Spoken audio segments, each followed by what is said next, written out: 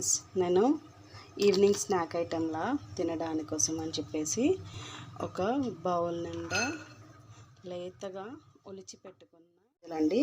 వీటిని ఒక 2-3 drops oil వేసి వేపుతున్నానండి.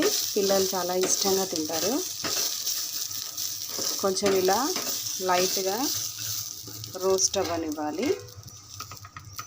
రోస్ట్ అయిన తర్వాత దీంట్లో కాస్తంత సాల్ట్, కొంచెము కారము, మనము చిల్లీ పౌడర్ తినలేని పక్షాన కొంచెము పెప్పర్ పౌడర్ కూడా వేసుకోవచ్చు, చాలా బాగుంటుంది.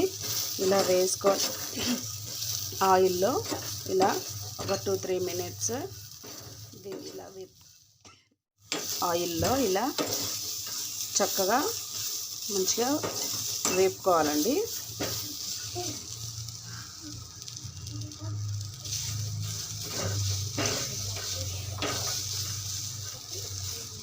ఇప్పుడు ఈ రోస్ట్ అయిన వీటన్నిటిని కూడా ఒక సర్వింగ్ ప్లేట్లోకి తీసుకోవాలి. సర్వింగ్ ప్లేట్లోకి తీసుకొని దీనిని మనము తీసుకోవాలండి. అంతే, సింపుల్ రెసిపీ అండి. ఈవినింగ్ స్నాక్ ఐటెం లాగా